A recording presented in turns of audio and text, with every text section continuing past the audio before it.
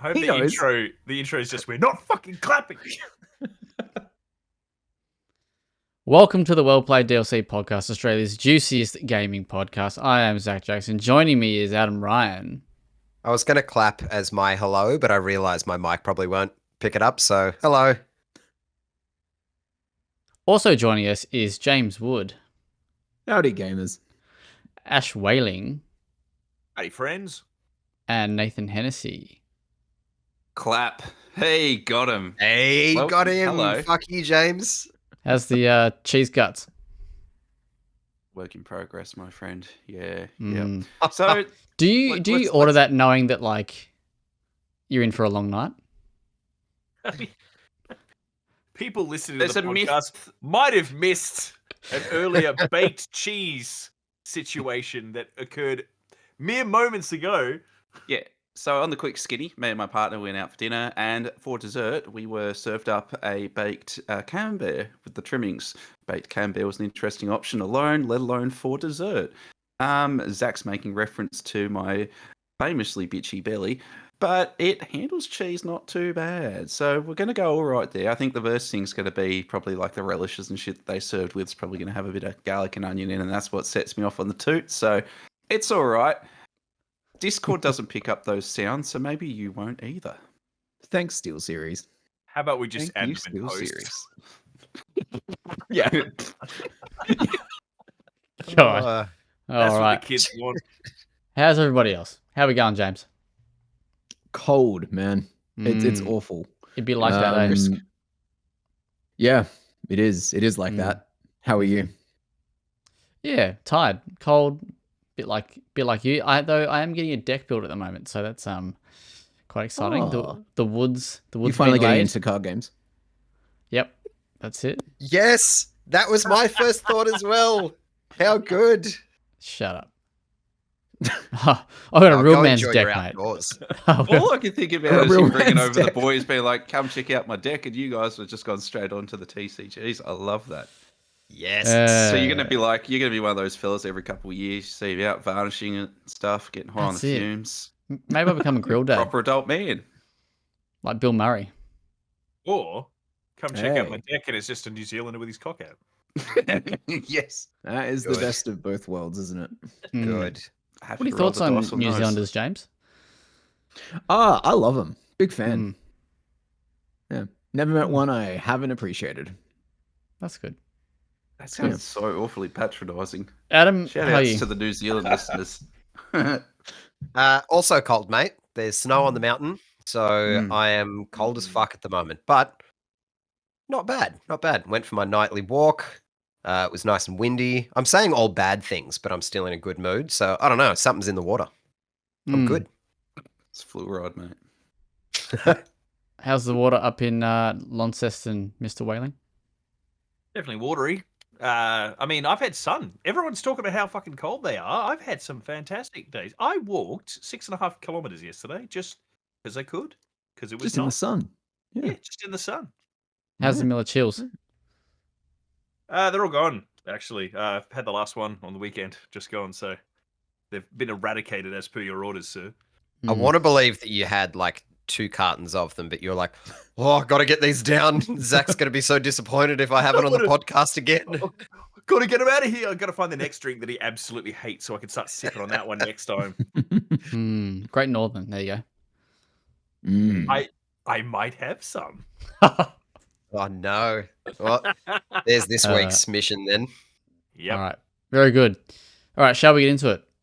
Talk about video games. All right. You know the drill. Anything that you've been playing you want to chat about before we hit the content?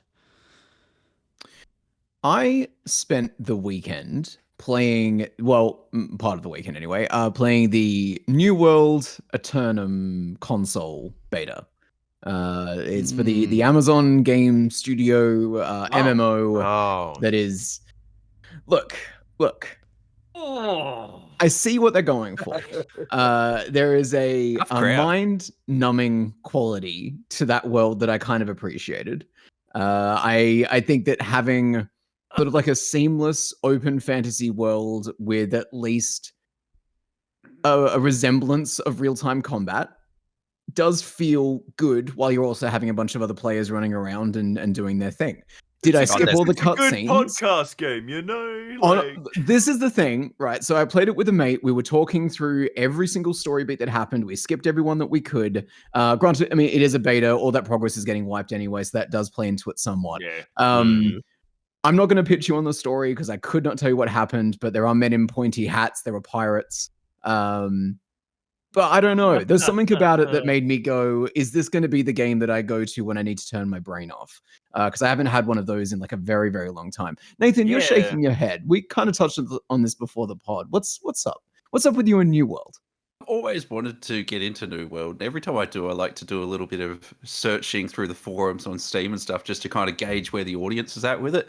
And I've never seen a period where it seems like it's been fruitful and thriving. All I see is that folks hit a wall pretty without like going too far into it and before they hit the grind, and or there's no user base. Now, obviously, this soft relaunch is going to amend that latter issue, hopefully. And if that's the worst, like if that's the worst of it at the moment, that it's just got no players, you might find that you have some fun. I'm hopeful for you. I kind of, because I'm worried that I might jump on board too. Well, this is it. Yeah, I'm going to drag you into the muck with me. But yes, Adam. Yeah, hello, Adam from WellPlayed here. I have not been keeping up with New World. I'm sure that is shocking to everyone. I'm seeing New World Eternum. Eternum? Is this like they're doing like a? Are they doing the Final Fantasy 14 thing? Is that what you were referencing prior to the pod? They are Realm Reborning. Reborning, yes, yeah. Right, yeah, gotcha. Okay. Which also That's means I always have a sign of no quality. idea what's new and what's not, so I can't really speak to any of that. I'm going to do a bit of a look into sort of where the community lands on that stuff. I will say, Nathan, to your point, so every time I would play Final Fantasy 14, the little chat in the bottom corner that's always scrolling away, ticking away, it's usually game focused or just like nice vibes, pretty chill. This chat was unhinged. This player base is clearly a little bit out of their mind. The one remark that stood out to me was like, coming back and playing this feels like getting back with an abusive ex, but at least she's trying now. And I'm so intrigued by this concept. So yeah, you're intrigued by the. Look, I love a redemption I arc. stayed for the abusive ex and redemption arc. So Exactly. Right. Yeah. So that was my my not content gaming anyway. You're trying to get yourself in a real unhealthy mindset just before you get absolutely whooped in the next few weeks. Exactly. James. Yeah. Poor guy. I like punishment. Jesus. Seems like it. All right. Anybody else played anything that they want to share? I jumped into Mortal Kombat 1. Played the new character. Yeah, of course I did, yeah. For some reason, got stuck in the combo tutorials like an idiot. I was playing Takeda, which he debuted in Mortal Kombat X. He was probably the most well-liked character from the new roster in there, but didn't come back in Mortal Kombat 11. Who knows why? And I jumped in the combo tutorials and managed to get a massive blister on my thumb, but I did complete them. So, you know, that's my win. Wait, the tutorials gave you a blister? So they are the combo tutorials where it's like, hey, okay, sorry. Let's teach you how to do a 26-hit combo that involves like doing a quarter circle motion 3 times in a row. Hot. And then you fail it 27 times in a row and it starts to add up. So yeah, I've basically remodeled my thumb. But I did it. Will I ever use that combo against somebody? Probably not. But at least I did it. You can say you did it. I did, yeah. And I got the battle scar to prove it. Thank God you are out of the dating game, son. You would not survive with those kinds of injuries. What are you doing with a thumb? Thank God you're out of the dating pool. You're a menace. Can't be trusted with these bad boys. Pleasure machines. I platinumed Astrobot. Hey, that's good. That's better. Video games, eh? Where's the blister? How many fingers did it cost you? Jesus fucking Christ. Yeah, that game is unbelievably good. I talked about it heaps. Continued to love it into the lost levels and all the secrets and finding all the bots. It never felt like a chore. So I think that's a pretty good platinum in my eyes. I don't like the ones that are like, you have to go back through and play it on ultra fuck your ass difficulty and do things in 20 different ways, 20 different times. It's just think- play the game, have fun. A hallmark of a really good game is the game that when you finish the main content, you start digging for more to do because you've enjoyed it that Yes. much. Mm. That's such a good indicator that you've had a good time. Yeah, it's very much what it was. So I'm 100% completely done with it, but had a wonderful time. Huge. Lovely. Good stuff. Nathan, you got anything, or we? I mean, yeah, like in the couple of weeks I haven't been here. Sorry, I had a sneeze. I felt like it was coming on. I was going to delay for time, but it's passed. Yes, so I've now wrapped up the Stalker trilogy. The thing I said I wasn't going to do, I've done. I was really Hey. pleased. So Call of Pripyat was another bit of fun. Yeah, they've definitely aged, but they're still remarkable games for their time. They're so far ahead of the trend. And the other one was over the past week as a kind of meditative exercise, did a bit of solo board gaming with a title called Sleeping Gods. I don't know if anyone recalls the video game Sunless Seas. Mhm. Kind of like a narrative driven. You're in a boat. It's kind of all Cthulhu-esque. Really cool game. This is kind of like the board game adaptation of that. Just chucks you out in an open world, goes, have fun, here's your crew and cast, just do whatever. I completed a full campaign of that. I saw about maybe 20% of the world, and it was quite thrilling. I love what solo board games are doing now, is like trying to emulate open world video games and do it in really smart ways. Y'all are missing out. Shit's pretty cool over here. Nice work. Mm. Alrighty, let's get stuck into the content. James, Let's do it. What do you want? you and I, we went to Sydney, not together, thank God, but we did No. go on separate days. Specifically asked to not be in the same room as you. Yeah. That's it. That's it. Well, I wouldn't want to ruin the mood. We won't get in the way. That's it. Yeah. That's it. Yeah. Yeah, so we went to the Bandai Namco office in Sydney and we played a handful of games. And one of the games that we played was Unknown 9 Awakening. Pretty chunky build, which was about 2 hours long. Mm-hmm. There you go. So yes, this is the third-person action-adventure game coming from the Canadian developer Reflector Entertainment. This is that. What's the word I'm looking for? Like the not multiverse. There's a word for it. A multimedia push. Multimedia.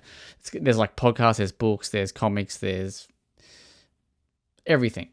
In the pipeline or existing? That's what's there's confusing. there's a book that Existing. exists. Yeah. Okay. 3 and books, then- I think, that already exist. I don't remember how many Potentially. books, but yeah, there's definitely Yeah. one. It's never been on our collective radars until now, I suppose. The book I've had for a couple of years because they sent it to me, Oh. Bandai, like a while Oh. back, and it's been on no, yeah, I didn't actually buy it. It doesn't count.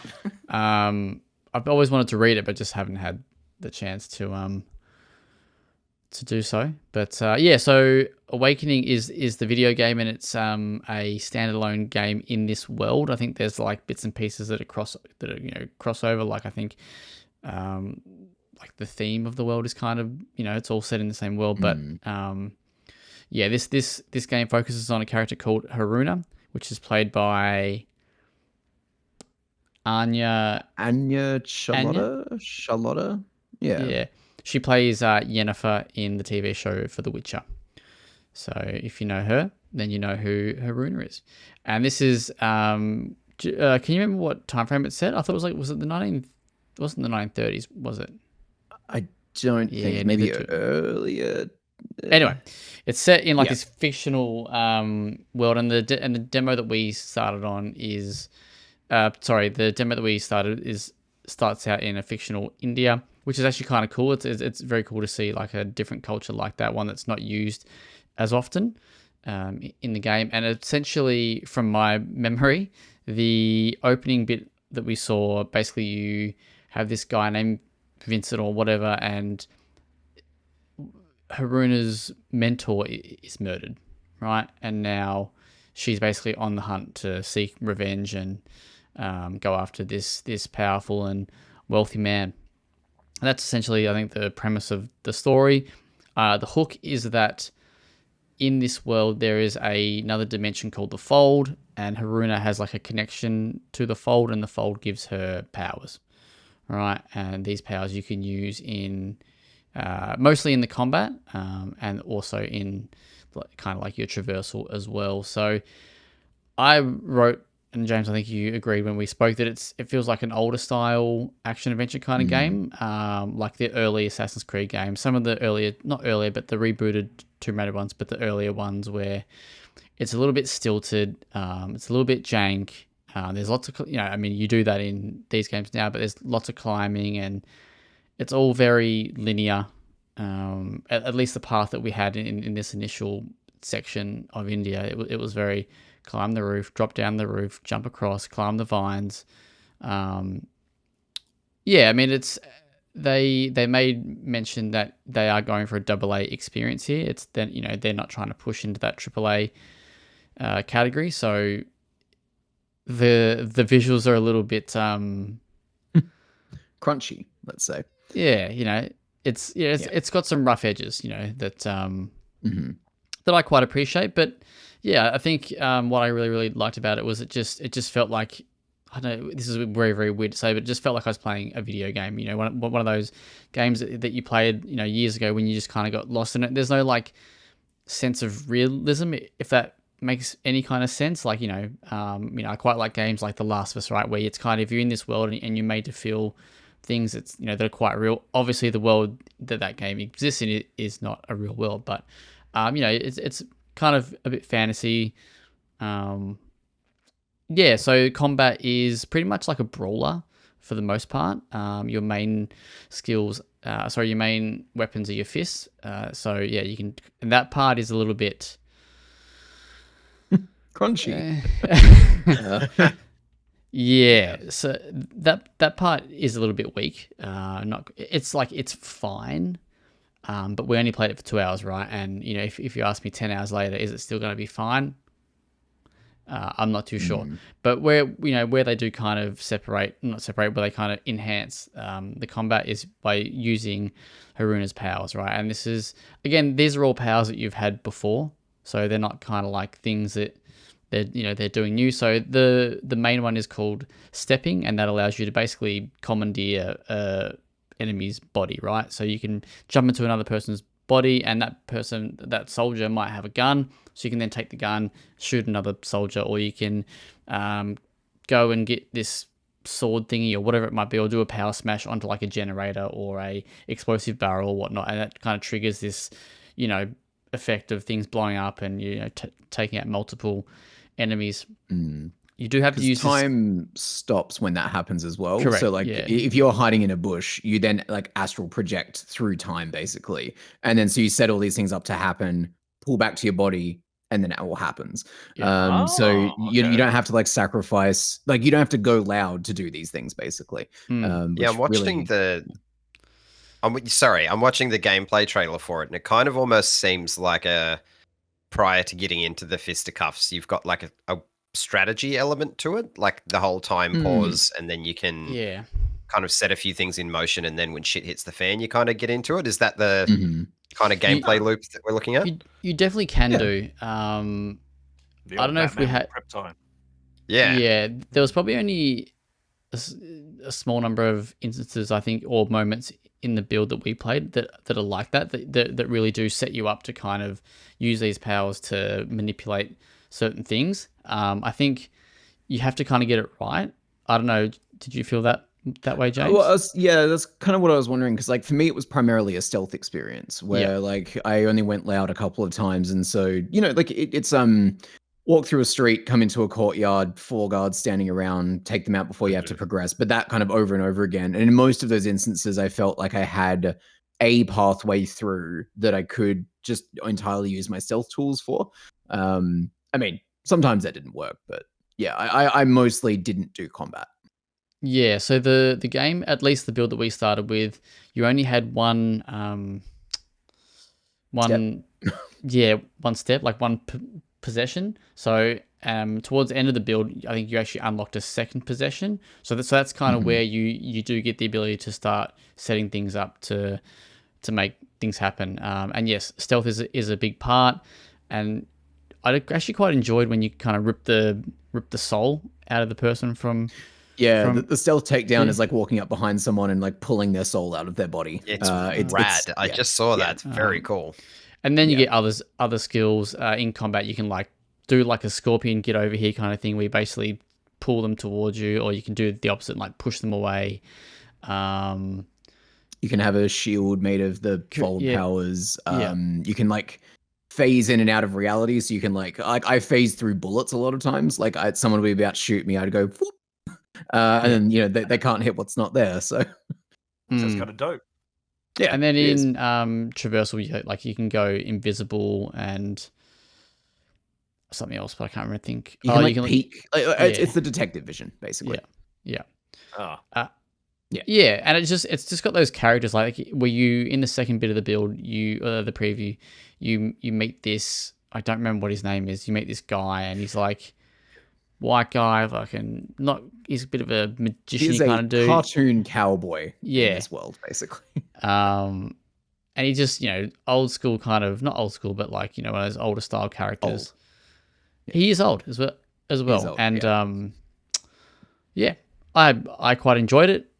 For what it is. I think, didn't they say it's about 14 hours long? Something like that. 12? I can't imagine this thing's going to be particularly big. Yeah, which I think sounds about right. Did you get, like, obviously 2 hours isn't a great deal of time to spend with it, but the little bits of, I suppose, story elements that you got from it, does it seem like something you might be into, or is it going to be we've kept referencing like a podcast game where you just kind of smack through it? Because obviously there's like a shitload of lore and whatnot that's behind it already, being that it's got books and other media. I didn't think the lore was all that captivating. There's a lot of proper nouns, a lot of like you're a questador and you're taking down the unknown 9, and it's like whatever, who cares?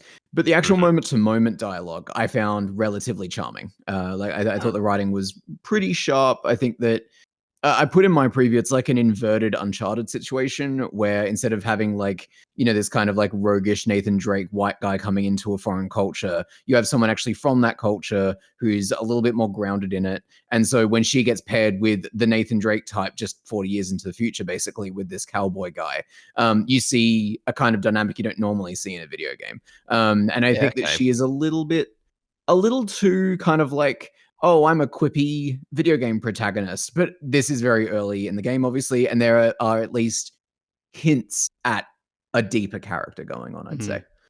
And I think she does it. She plays it pretty well. Yeah, good actress. Yeah. Solid face stuff as well. Like the facial animations aren't going to like blow you away by any stretch, but you know how like there was a window of time where video games looked a certain way where it's like that doesn't look photorealistic, but I understand the emotion it's conveying and I can connect with it. Yeah. Whereas now we've gone too far into fidelity where it's like everyone looks a little weird now and kind of odd. Shiny. Like Grand Theft Auto mouths were all just like 4 polygons, but you still got emotion out of their faces. But you got the emotion exactly. I get a lot of that from this game. Yeah, they've definitely spent not the budget, but most of the budget on her modeling. As you would if you had a B tier celebrity, like that's a smart play. So wait, who is the celebrity embodying that character? The actress from the Witcher show. She played Yennefer. Oh right, yeah, of course. Sorry, I missed that before. Okay, fair. Yeah, it comes out October 18. PlayStation consoles. All of Xbox consoles? Yep. Yeah. It looks like it'd run on a PS4, so I'm sure it's elsewhere. Feels like such a slam. And PC. No, I mean, we need to go back. So yeah, definitely more games with shittier graphics. Exactly. Yeah. Yeah, like it's a bit wild, right? Just seeing how far we've come, like playing this. Like it feels like an old game. Yeah. Not. It does. Yeah, I will say, not to beat a dead horse, right? But I got more out of these stealth systems than I got out of Outlaws. Like if you've got one game that's going in a very streamlined direction and Ubisoft is trying to like pare everything back and be more cinematic, it was actually really refreshing to see a game go, here's a massive toolbox. And it's one of those experiences where you go, I wonder if I could do that. Oh, I can do that. And that joy is nice. It's nice to get back to that feeling. And I feel like that was a very 360 era feeling. So well, there you go. Keen. Yeah. I'm into it. Would you give it a 9? The preview? Or Hey. You know, unknown I yet? almost ran with the subheader unknown 7, but I felt that was a little too. Yeah, I like that. maybe That's for the good. review. We'll see how we go. That's Alrighty. good. All right.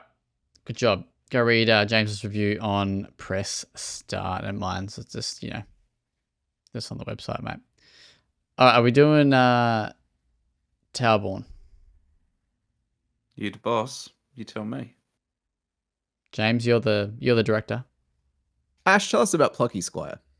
Sure, because obviously we're desperately wanting to talk about Towerborn, but no, let's talk about a children's storybook for a minute. Yeah, just one. So how many people here are familiar with the Plucky Squire? Like, people been following it? Yeah, I've heard you talk about it. been marketed Looks for like a bit about of a 2 kid's years game, now. bro. But, Yeah, it does look a lot like a kid's game, but let me tell you what, this thing is the Dark Souls of children's books. It's not. I just wanted the opportunity to say those wretched cursed words. No, the Appreciate Plucky you. Squire is a really cool, one of those really amazing sort of core concept gimmick that they really lean into games where basically the game takes place in a book. Neat. That's cool. I think we've seen stuff like that before, but the thing that makes this game cool is that you can also play the game outside of the book. So let me set the stage. The book is called The Plucky Squire, and it's about a young sort of man-child thing called Jot, who is the Plucky Squire. Him and his mates, they defend the land of Mojo from this wretched wizard called Humgrump, who is, like most evil wizards, a bit of a tool bag. And during a routine adventure to go and, sort something out for the wizard Moonbeard, something weird happens in the book, and some strange magic starts doing odd things to the book. It turns out that Humgrump has managed to develop enough awareness of his surroundings to figure out that he is a character in a book. And using his incredible new powers, he's taken a quick peek at the end of the book and realizes that it doesn't matter what he does, he always loses because that's how the book goes. So using this new form of meta magic, he has decided that in what I would openly describe as an absolutely brilliant piece of villain logic, I've got to get rid of the hero. Let's just kick him out of the book. And so he quite unceremoniously conjures a magic hand that picks up Jot, smushes him against the page. It's like somebody slapping a spider on a windshield. And Jot pops out of the book. And so begins this incredible tale of, shit, I'm just a character in a book, but also I need to fix the book because the funny thing is, if a book is not entertaining or inspiring, nobody will read it. So just like Disney fairies, you have to believe in them or they don't exist. If Jot doesn't fix the book, everyone's going to... They don't say it, but I'm pretty sure they allude to everyone's gonna die. If the book gets put on the shelf and forgotten, no more Mojo people. It'll end up at Salvo's. Basically. So from there, the idea is that you spend your time outside of the book exploring the desk of the child's bedroom that you live in. And Moonbeard, who is your mentor, actually knew about the whole book thing. He was kind of concerned that Humgrump would eventually clue in, so he's actually hidden some unique artifacts that give you power over the book. So that way you can start manipulating elements within it and external to it. So Jot jumps back into the book, meets up with his mates, and they start formulating how we're going to sort this out, while Humgrump, using his new meta magic, is just completely ruining the story. And I mean, he's hijacking the narrator, he's changing, things that happen in the story, he's summoning bad things, he's ruining settings, he's just basically being a kid with a book. And it bangs. It is such a cool and clever concept that the developers have just gone absolutely hell for leather realizing it. Jot can jump out of the book via portals, and then he can flip through the pages. He can do this to look over past pages he's been on, and use that as a way to actually solve puzzles. The most basic puzzle in the game is you can impact the writing by swapping words and sentences. So the example I put in my review, just because it's the simplest one, is you get to a body of water and it says the bridge laid in ruins or something like that. Like the bridge was broken. You realize that 3 or 4 pages back, there was another sentence that was talking about how something was pristine and new. So Jot jumps out of the book, flips back a couple of pages, jumps into that page, steals that word, jumps back out of the book, flips back to the regular page, swaps the words. The bridge was pristine and new. And the book will refresh the page, and off you go. That is the most basic example of a puzzle in there. But what they do is they start layering in all these different little things that you can do within the world to make it more interesting. So when you're outside of the book, you can also like tilt the pages slightly rather than completely flip them. So physics objects that are affected by weight, if you lift up one side of the book, they'll actually roll down or slide down the page, and you can use this to rearrange elements. It's super cool. It's so neat. There's probably 3 or 4 of these artifacts that let you do different things. They're sort of doled out at times where you just gotten used to how the game's currently playing, and the game goes, haha, curveball, let's make it more interesting. The one criticism I probably leverage towards the game at this point is just that the puzzles can become a bit mentally visceral. So, like, the game looks extraordinarily coded for kids. But, like, there's going to be mums and dads everywhere that, like, little Timmy's going to be like, Dad, how do I get, across this body of water? I don't get it. Yeah. How do I sort this out, Dad? And he's just going to be like, leave me alone. I'm watching the races. So, it's going to be hard. But, by the end of the book and the game, I guess, it's just sort of this massive smorgasbord of like everything you've learned so far gets applied into like a final exam kind of thing, which is like one of my favorite tropes in games. Like, hey, we're in the final stages. Let's see how much you remember. And probably my favorite final mechanic was just simply slamming the book shut. Because what happens is and elements on one page can be transferred to another page if you just slam the book shut and then open it up again. Good. I don't know why, but I played this through with my 6-year-old daughter, and we just thought it was just so funny to be like, oh, how do we move that? Oh, that's right. Bam! There we go. Feels good. So there's a bit of therapy to it as well. Cool. I don't know, about 8 or 9 hours of just good, solid fun. Absolutely. Sounds like the right length. Yeah, good. Yeah, weapons, grade, whimsy. I think I wrote down the words repulsively frolicsome at some point. That just the game is just delightful in every little way that you'd expect. So, check it out. I think it's going to be one of the big hits this year. I reckon a lot of people are going to say really nice things about it because it deserves it. So, cracking. It's got that. For reference, I've played maybe like an hour of it with my partner, and it's got the kind of writing and humor that like the best kids TV shows and movies have, where it's obviously kids can enjoy it, but also the parents that are sitting there, if the kid is playing it, they'll be like like the wizard Moonbeard who spins discs. He's a DJ for some reason. Yep. Fucking rad. Love him to death. Like he pops into the room and he's like, let me give you the skinny. I'm like, who the fuck says let me give you the skinny? That's from a completely different age. But yeah, very, very much like parents will have a good time too. I think, yeah, like I said, we've played like an hour, and it was going along like a general action game, square to hit, X to jump, circle to dodge. And then we got to a honey badger that was a boss, and it turned into a punch out clone. Oh, yeah. Where it went kind of over the shoulder, Jot buffed the fuck up into like this massive muscle man, and it literally was just punch out. Which it feels like it has the Astrobot feel of throwing new ideas at you all the time to keep our short attention span brains firing. Which 8 or 9 hours filled with that. I mean, I can't wait to play more. I can also say that like the game is very aware that like you said, the combat system is, the word I use is simply boilerplate. This is exactly what it needs to be, and that's it. So when you get to what you'd expect to be a boss fight, you sort of go like, I don't really think this game could carry itself on an actual boss encounter, so it doesn't. That's why it's just like, like you said, Moonbeard the DJ, the very first quest the game asks you to do is like, oh yeah, go get me some wax. I need to press some more discs because, I'm spinning some hot tunes here. And then the honey badger jumps out. And so the page turns and you get this little cutscene of Jot literally ripping his shirt open to show these massive guns. And it's full on punch out. And he just staunches the honey badger in the mush. That happens like a dozen times throughout the game. It just goes, all right, time for a face-off. And it just goes, brand new game mechanic.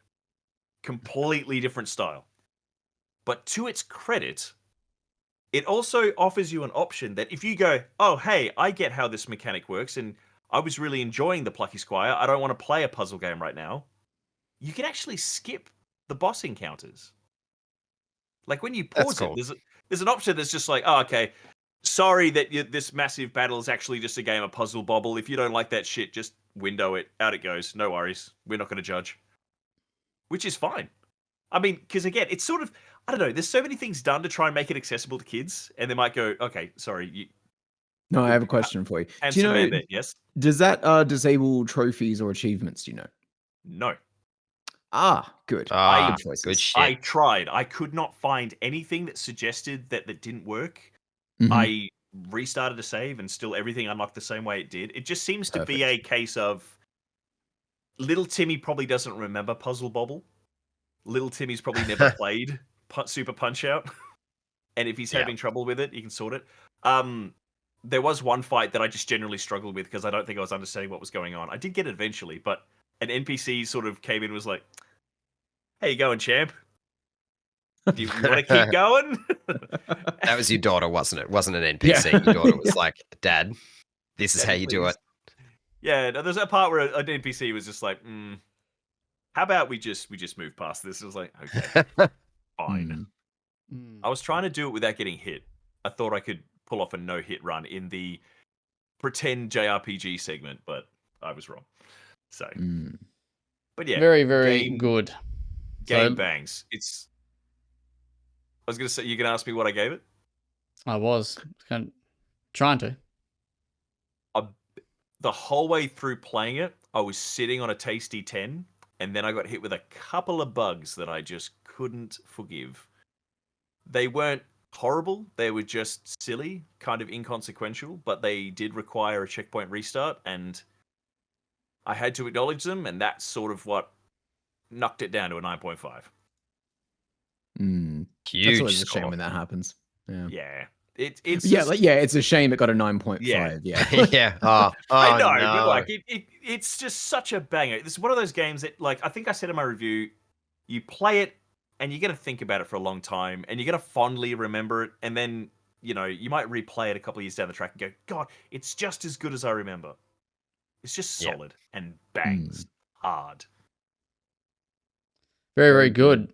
Well, speaking of puzzle games, I have been playing Broken Sword, Shadow of the Templars Reforged. Now, you know that I am excited, very, very excited for this one. This is the game that originally came out in, mate, you're excited too, in 1996.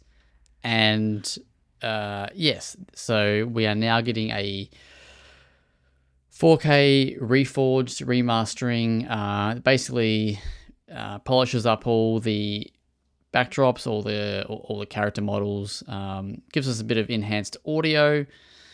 No real changes to the game. Game is still pretty much the same. There have been some slight tweaks where they've modernized things for certain sensitivities. They've cut out some redundant clicking, which sounds odd, but like click here, click. Nah, let's just skip that. So they've introduced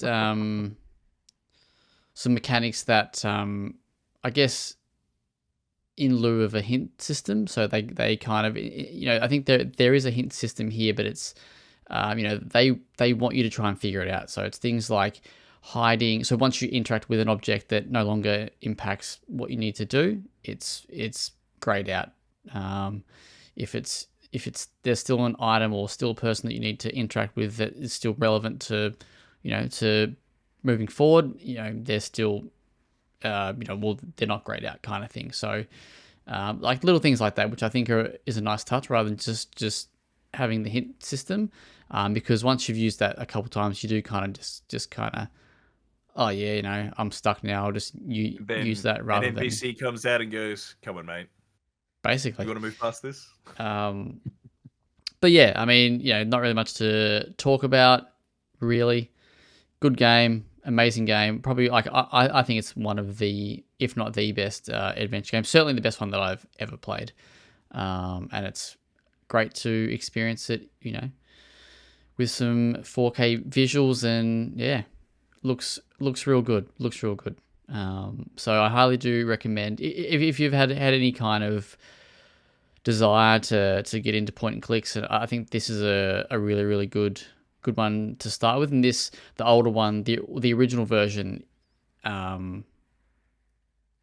is fairly dated, and you actually can revert back to the visuals of the original one if you want. So you can flip between the old style. The game itself is not dated. I think this kind of game does stand the test of time, so to speak. But visually it's old, right? Like, it is an old game, so it's great that this game has got modern fidelity that new players can enjoy. And in terms of adventure games, I just think it nails the brief in every way. It's to give you a very, very quick premise. It's about a American tourist in Paris, and he's outside a cafe that blows up, and then he befriends a journalist, and then the two of them basically start investigating this explosion, and it goes on a big mystery investigation that they search that they uncover together. It's a love franchise, so but yeah, I know that, Nathan, you're keen to probably give it a crack at some point. Absolutely. Yeah, it's been long enough that it would be like playing a brand new game for me now, and I only had good memories of the original back in the day. Yeah. Yeah, and there's some there's some very, very good writing, I think, in that game, so holds up very well. Is the goat still about? That's like the one thing I know about the game. The goat is about, which is, if you don't know what the goat is, it was considered one of the hardest puzzles in any game or any adventure game for a long, long time. In fact, it might even still be considered one of the hardest puzzles, because as we discuss that when we interviewed Charles? Yeah, we did. So we did, and even he was like, "Yeah, it's bullshit." Because basically he was saying that people were saying that the game was too easy, or the puzzles were too easy, or puzzles in adventure games were too easy. So he wanted to basically stump them.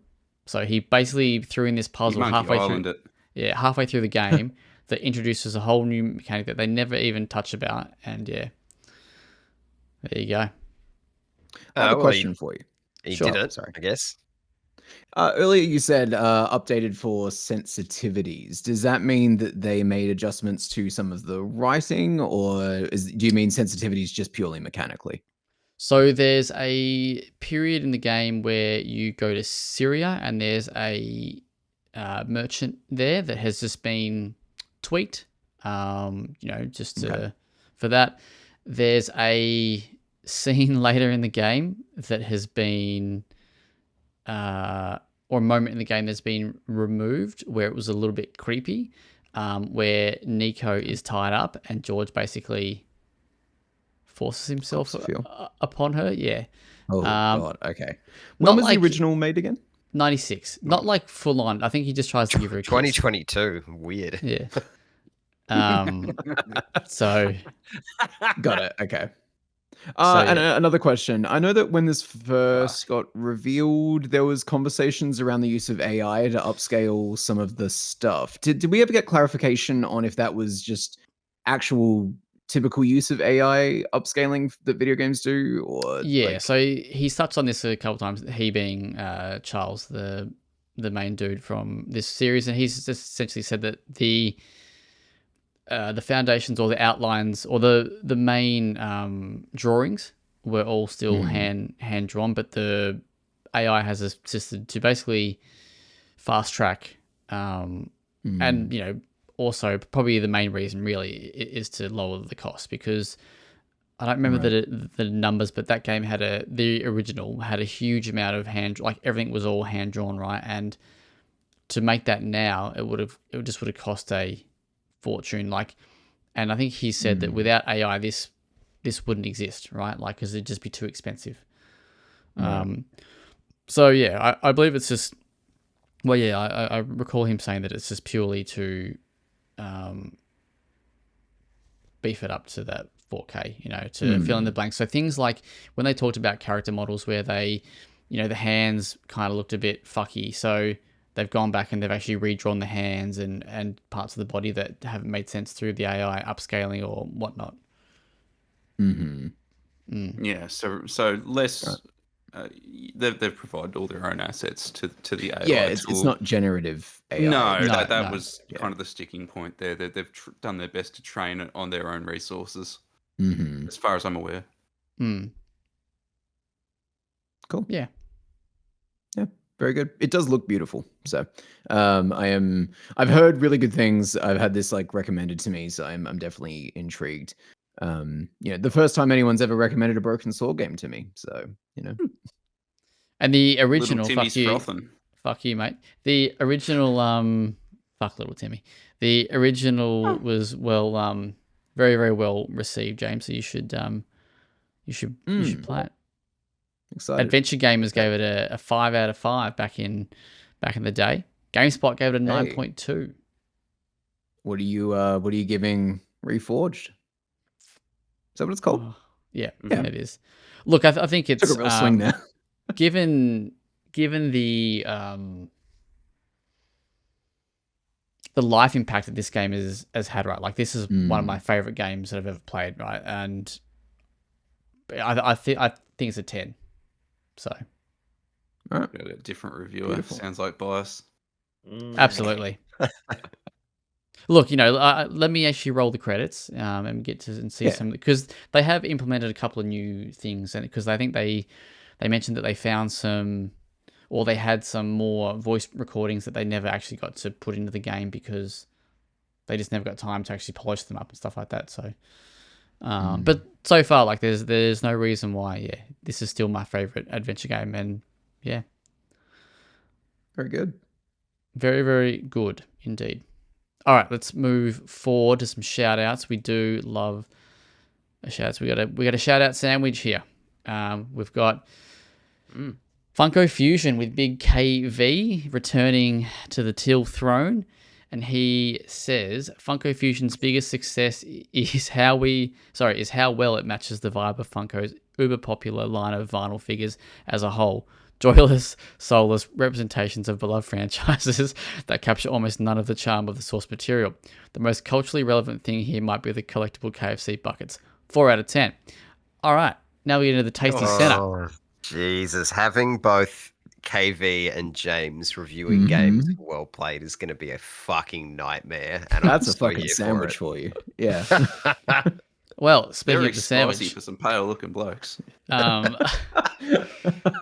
Mark has reviewed Wild Bastards, and he says, taking everything learnt from Void Bastards, Wild Bastards is an inventive spiritual sequel, blending strategy and shooter perfectly within its space cowboy antics. It's a must play, no doubt. 9 out of 10. No doubt. Yeah. Damn. So this is actually the Canberra developer? Yes, correct. Yeah. Whose name eludes me, but you're on it. Definitely. Yes. The creative coming out of Canberra. That's huge. Go Australia. Good games. All Fuck right. Canberra, but yeah. Now, time for Policy the... and Bastards. Fishwick represent. All right, to finish it off, we've got Evo Tinction, I think is how you'd say that. One. KS, Big Kieran Stockton, the good doctor, has reviewed this, and he says, a slick visual presentation and serviceable, if uneven, action stealth can't elevate this mightily baffling mishmash of sci-fi tropes that suffers from a lack of atmosphere and identity. 5 out of 10. There you go. Rough. Now, Kieran's had a rough week. I got a quick one on that one. So that his review says the phrase specifically action stealth a lot. I grew up in the Metal Gear Solid generation where we refer to it as stealth action. About that. Stealth action, I think, is still correct to me. Isn't it, doesn't Metal Gear Solid say tactical espionage action tactical on the front. espionage. Espionage action. On the That's front. what I was Which is searching for that. actually a great deal cooler Ah. than tactical stealth and action tactical. Maybe should shit. have written that. Anyway. Mm. Good Anyway, stuff. the game looks bum. I read his review. No. Closely. It visually looks really good. No. I Yeah. mean the gameplay though. Like the, Mm. I'm pretty Yeah. sure in his review he said like in stills it looks fine, or in action it looks fine, but when you break it down, it's no bueno. Like Yeah. Mhm. Yeah. Because it was one of those reviews I had to watch gameplay to actually sort of drink in the dog shit, for lack of a better term. Mm. Drink He said one of the enemies is like a dog shit. flying Roomba with a glowing eye, and you got to like Oh, tap hold the on. back of it or something. And I was like, wait. All right. Hmm. Speaking of dog Yeah, shit, but- James. Yeah. Yeah, shit things in action. Phil Spencer strikes again. No, okay, we shouldn't joke about this. This is horrific, but I mean, what is there left to say? We laugh to hide the tears, James. We do. Following the Activision Blizzard King acquisition at Microsoft, they have now laid off a further 650 people across Microsoft Gaming. IGN has obtained an internal memo from Chief Phil Spencer himself. It does say that like no games, devices, or experiences are being cancelled, and no studios are being closed as part of these adjustments today. Look, there's a lot of waffle in here. It's a lot of, for the past year, our goal has been like, fuck off. Yeah. I don't care what your goal has been. I'm tired of niceties. This sucks. I think this brings their total up to 1,900 jobs. 1,900 people. Yes, which is Yeah. just absurd.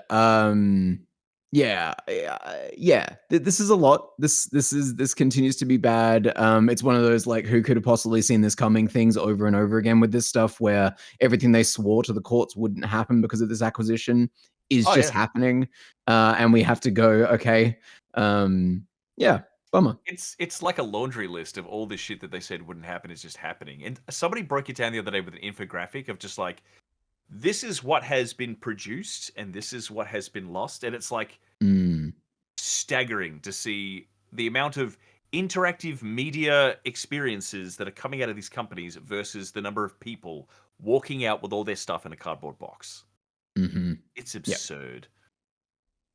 It's the shit reality of corporate consolidation, and I don't think, regardless of the promises that they made to courts to get the acquisition through, we all knew that it was gonna happen. Like when you bring together two teams, there are two people doing one job that only one person needs to do. What are you to do? While I That's agree how with it you, works. Adam, what I would like to point out is that the first round of redundancies were based around redundant positions. Give me a fucking minute, Ash. I'm I getting know. there. Okay, I'm Get on your the goatee train. out of my business, bitch. Whoa. But the point that I was going to go on to make, Transformer Boy, was that Jesus, that was so That was petty. unnecessary. Jesus. Was that it happened a year ago? Like the acquisition happened a year ago, and where 2,550 people's jobs later. Yeah, wanted to clarify. I got the number wrong initially. Yeah. Yeah. Like I don't know. I was in a particularly shitty mood when I wrote the news piece for this, but I dragged out one of the quotes from old mate Phil's memo, and it keeps referring to this team. And that just rubbed me the wrong way, because what this team are you referring to? Because how can you feel like you're part of a team when a year after an acquisition has gone through, you're still seeing layoffs day to day? Like you would have no job security regardless of where you are in that company.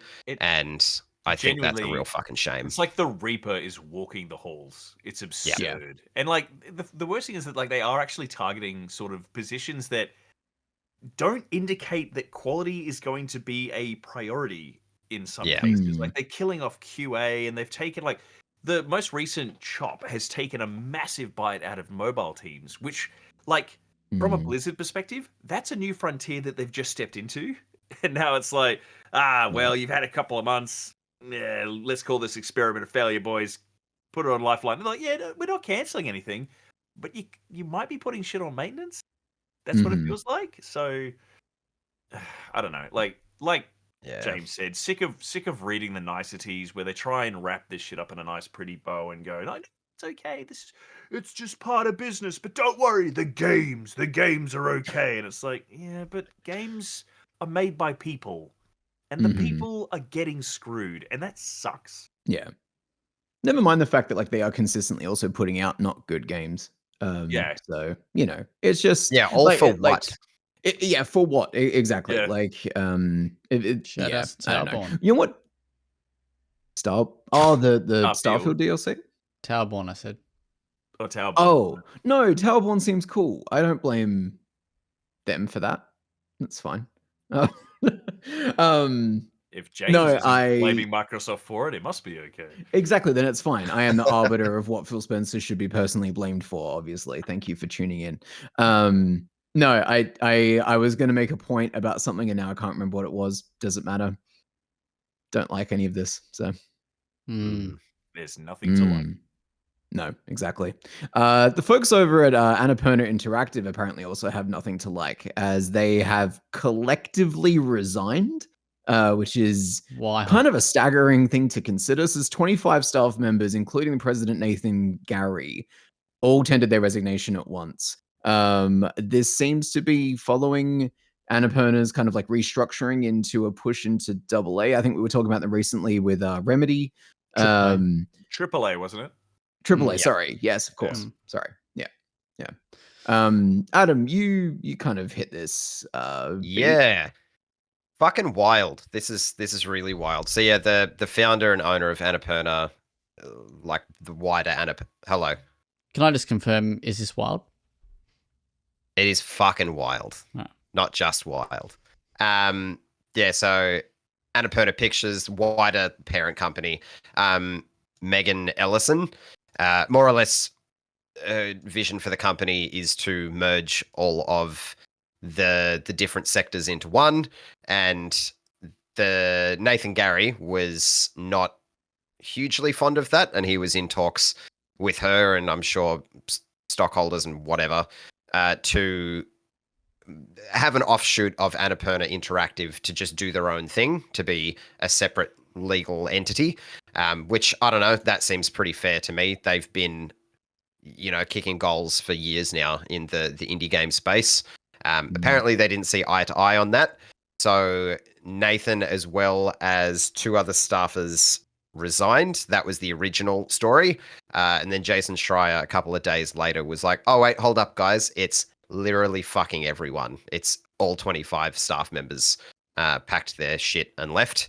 They have said that the new director more or less just said to the people they're working with currently, don't worry, it's fine. We're going to replace the staff who have left, which I'm sure is just reassuring. It's like, don't worry, they're gone. We didn't need them. We're just gonna move on. Hector Sanchez is the new president of the Interactive and New Media. Well, he's one of the it's co-founders too. He is, yeah. He fucked off for a good few years and then has come back on board to helm this. So it looks like the push into AAA and the consolidation into the rest of Annapurna is still going to happen. But it's very much like a watch this space. Like, I don't think we'll see impacts of it in the short term. The games that have already been announced will still come out. They'll be published by Annapurna. Fantastic. But I don't know. I'd love to be a fly on the wall.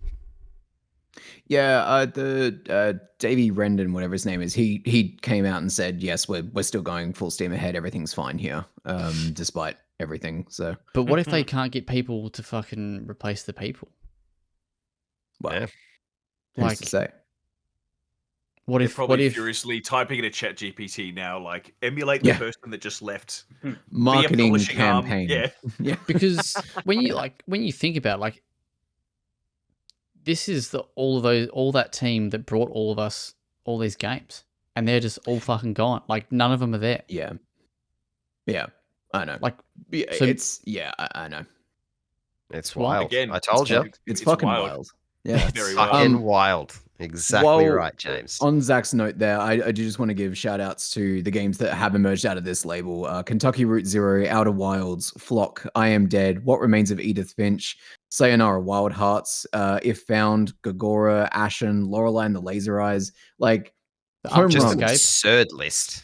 Yeah. Damn, Yep. some bangers in Artful there. Escape, yeah. Just Yep. wild. Like, and then you look at that and you're like, but what if we did Call of Duty games? Like, what the fuck, Yeah. man? I'm not saying that's what the talk was in the What boardroom. if What Remains of Edith Finch had a seasonal battle pass? Like, Yeah.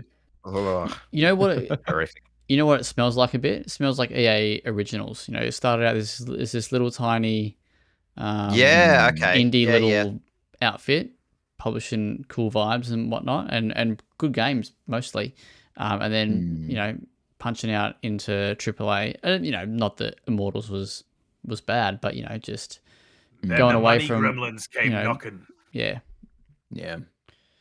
We're Sad going in though, a wild it's- new yeah. direction. Like, will these Fucking people just wild. yeah, like it'll be interesting to see what these other people do. Like, will they just start a new label? It's Yeah.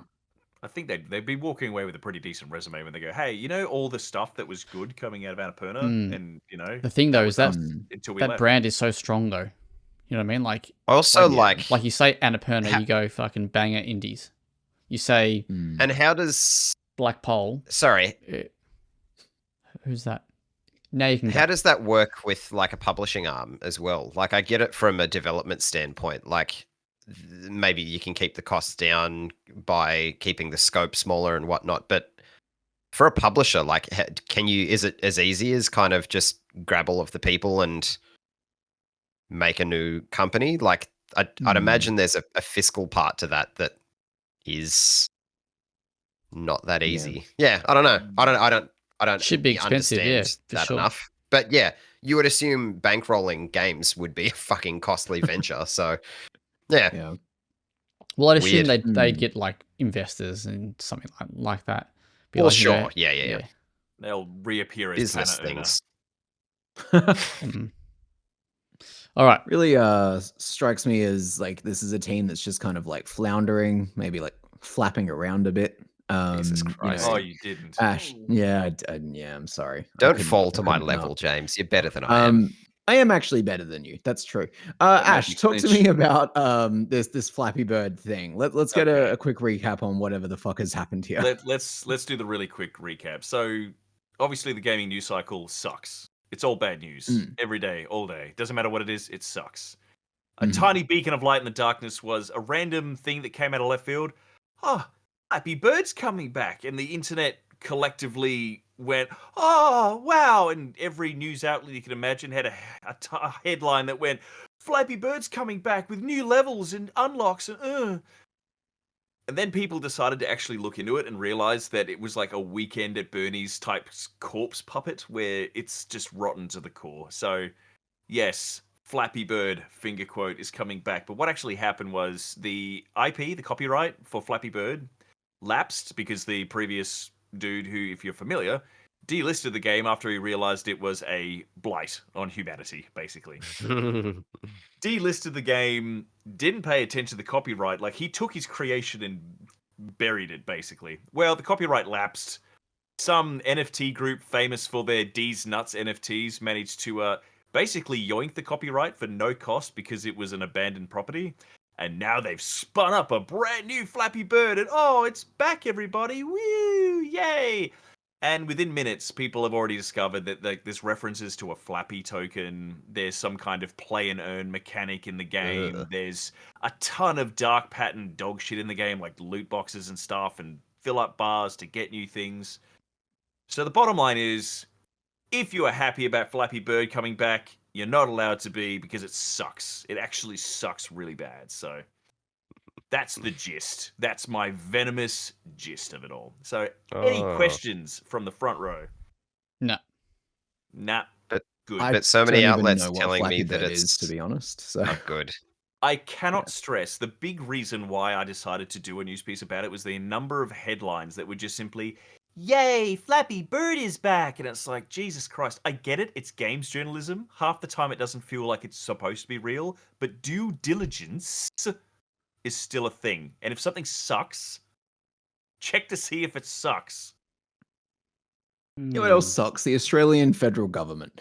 So this is a news piece I'm just going to toss at you real quick. Over at Vooks are reporting this. The Australian government has announced changes to the way video games are going to be classified in Australia.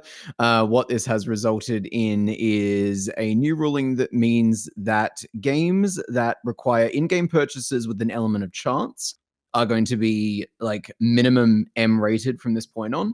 So that's Fortnite, Apex Legends are the examples listed here, but also something like Animal Crossing Pocket Camp will now be slapped with an M rating.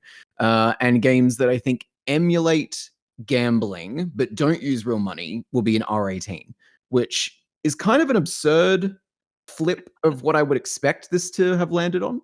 Given Pokemon's Game Corner has just put the game into R18. Like exactly, yeah. Which did is Mario kind of Party have blackjack at one point as well? You can gamble in like Probably. a whole bunch of Pokemon games, so Yeah, Game Corner, dude. Game Corner theme. Yeah. Can you imagine just the sheer joy of seeing a Pokemon game with an R18 rating on the cover of it? Yeah. These Pokemon, Like- fuck. It'd be just like, whoa. I guess they changed how breeding worked. Whoa. Jesus. Christ. But yeah, Zach, it's one of you those. look like you have something to say. We just just like fucking. Oh, sorry, I thought. He's just No, I licking his will lip in a just. sultry I way. mean, Yeah, think about We- them Pikachu nuts. we're not good at It's- things, are we? Let me- Like Let me the get a Australian picture. government's just not good. Like they just don't think things through. Like they're not smart about anything. Like They it's need a pretty Zach much- Jackson. They do. They Kids fucking won't need be able just to play someone games until they're 16 anyway. who's not so a it's fucking fine. idiot. That's just- Like it's not hard. It's amazing that like the initial read through of what they're changing, you sort of if you skim read it, you're like, oh, I see where they're going. But then you read the actual like detail and you go, oh, wait, hold on.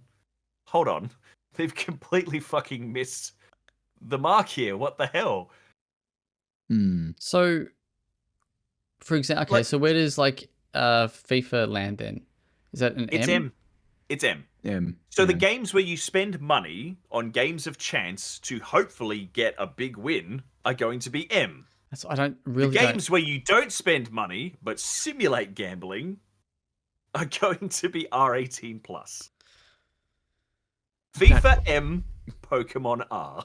Also, why would FIFA be in, like just seeing FIFA with an R is just In-game purchases with an element of chance, my friend. Loot boxes, fucking Just- super team packs, whatever you call it. shut I mean, up, this like- this is not actually new. This is just Australia behind the trend. The EU implemented this Yeah. shit like 5 years ago and stuff. Yeah. But they we're do just the doing it in a weird way. R18? Didn't they change it that their M rating simply has to list the fact that in-app purchases are present and that they involve randomized shit? I think so. But even still, like we're clearly in need of a similar legislation. 99% of the time, Australia's classification board just apes the EU one. We are innovating stupidity here. We are going to the drawing board and going, yeah, son, we can fuck this up better. What if we took a good idea and made it worse? Like, Seriously, FIFA Yeah. will be M, Pokemon will be R. These will be side by side in the locked up shelf at the back of JB and EV Games. Little Timmy comes in. Shout out to Timmy. Nana, that's the one I want. Why is it behind the glass?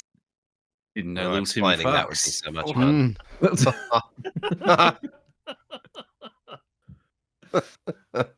No, you can't have Pokemon. You're getting FIFA instead. It's only M. Like, Jesus. All right. Christ. I don't know what they're rated, but the crew games got a cool update and an actual nice little positive headline for once. The Ubisoft announced that they are adding offline modes to the Crew 2 and the Crew Motorfest as a way of reacting to the way that people didn't love that the Crew disappeared a few months ago, basically because of its licensing. The servers got taken down, yada yada. So now that game is effectively dead. And they have said, okay, cool, we hear you. We will be implementing a way for you to always be able to play the crew even after it goes offline or license expires or whatever it might manifest as. No details yet on what this looks like, but I do think that it is a good move for game preservation, and I'm really happy to see Ubisoft be the one doing it. Bummer about the crew though, because the crew's cool. Yeah. Does this now feel like? I think I mentioned it in passing before, the idea that they're desperately trying to make sure that they're not patient zero in the whatever mega cataclysmic backlash, lore event happens. Yeah, like when it goes to court and they go, where did this all start? They don't want the figure to fall on them. Yeah. So does this mean that now we have to wait for the next patient zero? We need to wait for the next online live. Is it going to be Suicide Squad? Like, just the next big live service game that when it goes dark, it goes gone. Goes gone is good. Have you heard about hit game Concord? What you could potentially be playing Concord on in the future, though, is a PlayStation 6, which will be using AMD chips after a bidding war has concluded. This basically ensures that the PS6 is going to have backwards compatibility with the PS5 because that also uses AMD chips. And the news kind of coincides with this, I think, return to the zeitgeist that they won't be launching this thing until like minimum 2028. If anything positive can come out of the PS5 Pro, I hope it's that becomes 2030. I would like a solid 5 years to sit with this console and push the hardware, do what you're going to do before you try to make us buy the next $1,200 machine. Ash from WellPlayed. Yeah. Long time listener, long time luster. What was the timeline for the PS4 Pro? What revitalization did it give to the PS4 family? We've actually had this discussion a month or two back, and I forgot what it was now. I wasn't here for it, but was it generous? Was it, Well, I think it was more than I expected. We got Ghost of Tsushima. We got Part 2, Last of Us. Did we get Days Gone? No. Oh yeah, Days Gone. I'm not sure if that was Pro though. I'm not sure if that was Pro. So the Pro came out in November 2016. Ooh, so what? They gave it a good 4 to 5 years. That's solid, right? Yeah. So we got the next Pro coming out November this year, was it? Mm-hmm. And if we get 4 or 5 years, that we could get very close to 2030. That's pretty huge. Yeah. But we got to see the game though. Like this is the thing. Like there's like we've had no new Naughty Dog game. We don't even know what the fuck they're even working on. Jack and Daxter, I mean, it'll be The Last of Us Part 3.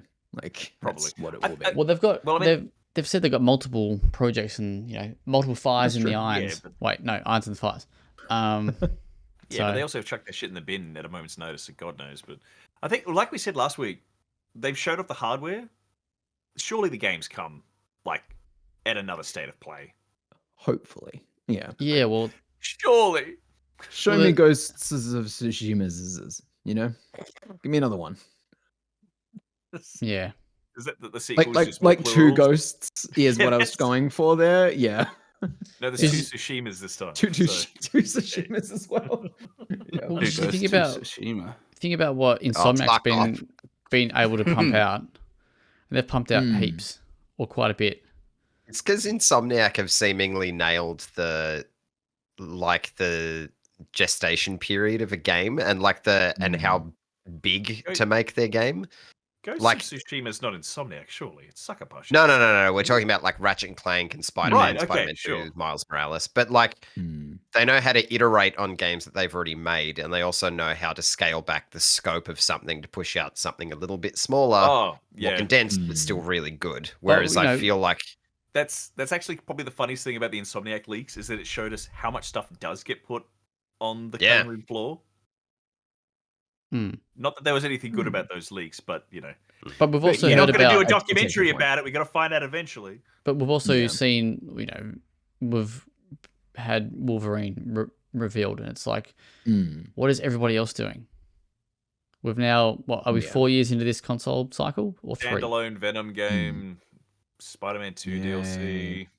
And it's like, what do we know that Bend? No idea. Naughty Dog, no idea. Fucking Sucker Punch, we assume, but no idea. Santa Monica, no idea. Look, they said this year. Sorry.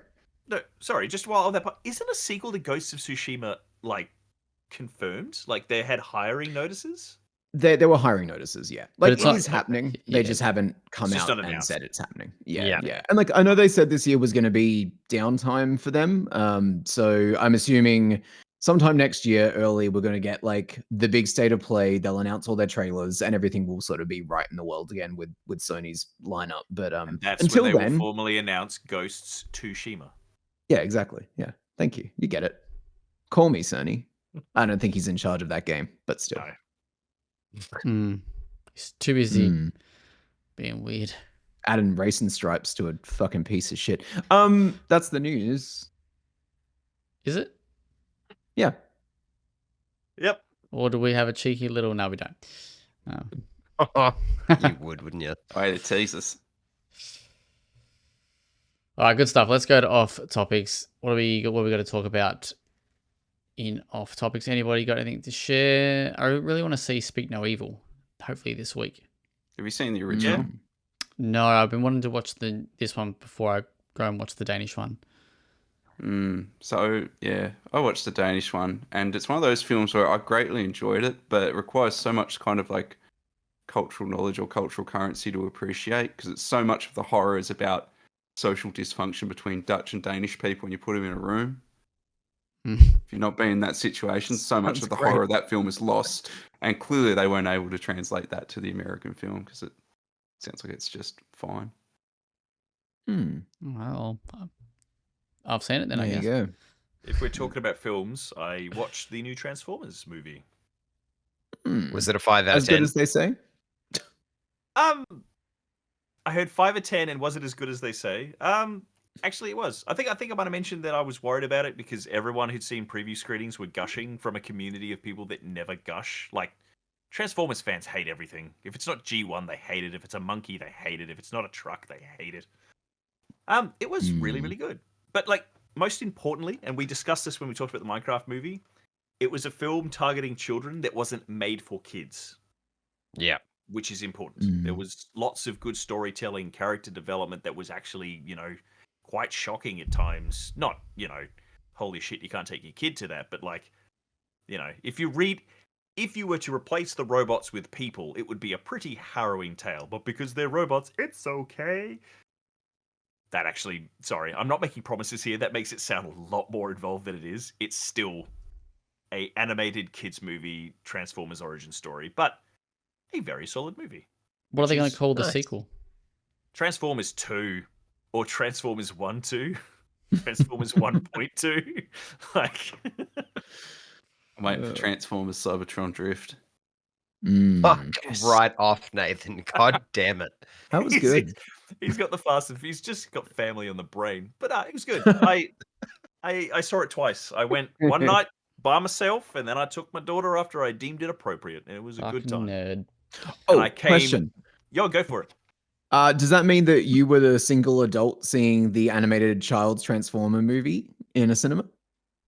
No, Okay. I'm going to be very careful how I phrase this. There Fuck. was someone else there who was a much bigger fan of Transformers than I am. Okay. I feel in a way where the person attending it with him was his carer. Gotcha. Understood. Okay. Had a fucking wild time. Brought his Mhm. Optimus Prime to see the movie too. So fucking high five, dude. Amazing. Didn't even buy a ticket for him. That's how you do it. Stick it to the man. I was not the only person excellent. there in my late 30s. Okay. Good to know. I'm going to be the only person there in his late 30s. So. No, Go well, s- mid, but still. When you see it, talk to me about it, because I'm sure that there is some symbolism there that I'm pretty sure goes shong straight over a kid's head, but as an adult, you're like, oh god, you can draw some really sickening parallels there. Excellent. Can't wait. Can't wait to Lovely. overanalyze a children's film. Yes! Fuck yeah. That's what we do here at WellPlayed. Hell That's yeah. it. Very, very quickly, I finished Crooks, which was the German show. I think Nathan, you'd be keen on this. You would have heard it last week. German Guy Ritchie, I guess. Oh, that's right. Yeah, last step was pretty good. I'm guessing no one. Apple TV? No, it's on Netflix. Oh, Oh, that's it's on right. I made Netflix. this Oh, joke fuck. last time. I might Yeah. actually. I also got confused with Slow Horses. I thought they were both on Apple TV, but no, if it's on Netflix, I genuinely will give it a crack because German Guy Ritchie sounds right up my alley. It is a good mixture of words, isn't it? It is very much. German Guy Ritchie. Yeah, that's pretty much all from me this week. Anybody else? Very good. I started reading Robin Hobb's Farseer trilogy. Okay. Yep. Don't know if any. Have you read them before? No, it's on my list. I'm aware of them. Okay. Yeah. I've been trying to branch out my fantasy reading. Yeah, same. That's exactly what I'm doing. Like Star Wars has left kind of like a massive hole in my heart, and I'm trying to fill it with other things that are better and for adults. And yeah, so far about 100 pages in, having a really excellent time. So I'll report back once I get deeper. Apparently, there's 15 books, so I'm just on the first trilogy of like several trilogies. Damn, So- that's a lot of trilogies. I can't wait. Let's go. Robin Hobb's been busy. Adam. Hi. Hey. Kay and I decided we wanted to watch a new Studio Ghibli film that we hadn't seen. And somehow we had dodged Howl's Moving Castle. Wow. Fuck me. Jesus wept why we hadn't watched that before now. It is now my favorite without a shadow of a doubt. That movie kicks every ass in a 10-mile radius. So good. Every ass. Did you watch it in English or Japanese? English, but I will go back and watch it in Japanese though. English has a real good voice cast. Oh, so that dub is exceptional. Certainly Yeah. does. Yeah, very much. Yeah, what a time. Love it. Good. So Good. that That's the leaves correct me. takeaway That from leaves Howl's Moving you. Castle. Yeah, I've been reading as a kind of, I guess, sort of mental restorative measure over the past couple of weeks, and I've been reading like a machine. So I've wrapped up the Witcher series for now, because obviously there's another one on the way, and that's like probably gone to like my favorite fantasy series. I've just had such a good time with it. I didn't How know many you could books are in read that? fantasy without the fluff.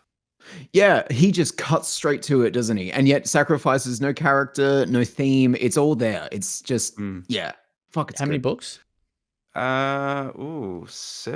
7? Jesus. Are they long? But they're, like some of them are quite No. short. Yeah, They're not huge. 3 of them are ostensibly novellas, like collections of short stories and that. Sure. And they're still great too. I thought short stories, but no, Those are the only 2 I've read, and they're fucking excellent. Really, really good.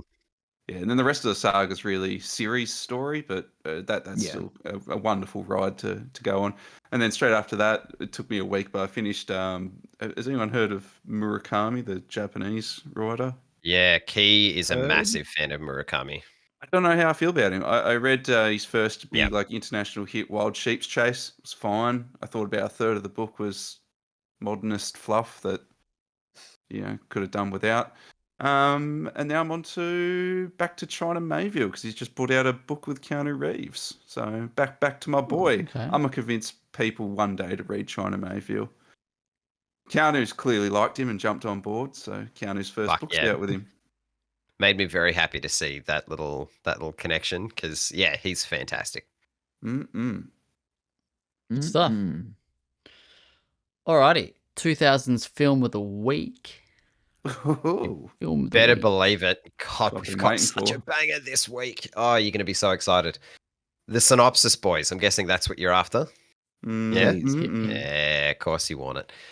Synopsis reads, a successful writer in the midst of a painful divorce is stalked at his remote lake house by a would-be scribe who accuses him of plagiarism. Scandalous. Fuck. I know. Not I know it's it. not- I'm not the Johnny- fucking same. Is that Johnny Depp, is What? it? It's the Johnny Depp film. Yeah. It is Secret Johnny Window? Depp. Secret Window. It is Secret Window. Ah, He's there you banged go. it. Hey. Damn it, But- I could. I'm glad that see we the all film in my circled it. head. I could Yes. see the film in my head, but the only thing I could remember is it has a really dumb title. It has a really dumb title. I was like, Has a- shit. Dumb title, a dumber ending. Yeah, Yeah, it's when not a good you- film. I had Johnny Depp. I kept circling the Polanski film. When you said scribe, I was like, oh, it's not Secret Window. And then I was like, but it sounds but so it much like is. Secret Window. IMDb, we're sitting on a 6.5 out of 10. Rotten Tomatoes, 45%. That's all right. That's probably Checks about out. where you... Yeah. I actually quite like that. It's in the disc wallet, mate. It's in the I have no Discord. doubt it it's in is. the Discord.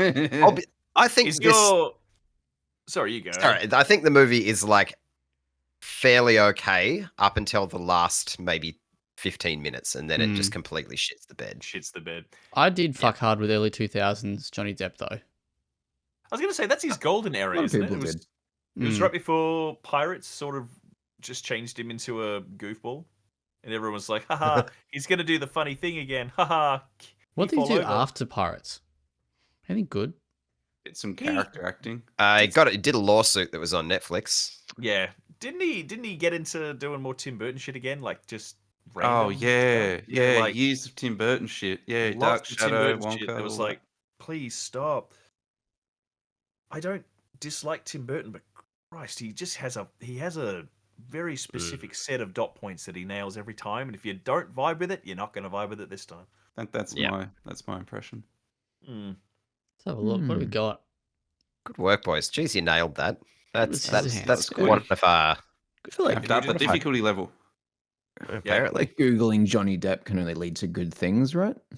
We'll find out. Just before we jump off the Johnny Depp train, can I just say the words that cracked me up the most from that lawsuit was just simply, "My dog stepped on a bee." Oh yeah, all timer. Did you see that one? That was so good. Oh, he's in No, I'm gonna say that because that's potential. Oh, New barrel. rule for 2000s movie of the week. If reasonably Zach would have it in his disc wallet, just scratch that one from the list. Zach, is the disc got Denzel Washington. Scratch that from the list. is your disc wallet a single disc or is it the 2x2 big boy? Oh, four to a sheet, mate. Yeah. Yeah. Two-sided, 4 to a 4. Yeah. Oh, the big lad. Mm. I went to a mate's house and he was like, "You want to watch a movie?" And then without missing a beat, reached down and went slam. And I was like, "Damn!" And do you know what he picked? Scooby-Doo. Perfect. Ah, man of culture. The movie. Yeah. Yeah, the one with Sarah Michelle Gellar as old mate Daphne. Good time. Love it. Good Very, stuff. very confusing for a young man, but very good. Right, like. Nah, send us home. Send us home, Yeah. please, Zach. It's Please, time. Jesus. Oh, my Thank God. you.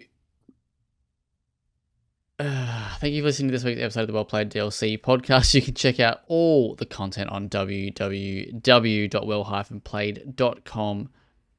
www.well-played.com.au. I got the Unknown 9 Awakening preview up. James has got his on Press Start, and we've got KV's Return to go and read up on there. You can go read that banger 4 out of 10. And just everything else that's up on there, like Ash's Plucky Squire review. Ash, do you have a video review? There's not going to be a video for Plucky Squire, not a review, but there will be a video of some cool gameplay that I really like to spotlight. Too busy doing Space Marine stuff still? Yeah, that's where the Playing numbers with your are. toys. Speaking of that, just a little teaser to get your Marine. Wet the whistle, Zach. Do it. Though, if you are keen on following Ash's Space Marine 2 journey, keep an eye out on the YouTube in the coming days. There'll be something up there that's worth watching. Anyway, have a great weekend, boys. Lovely to see you. Ciao. Fuck yeah. Peace. Bye now. Rude.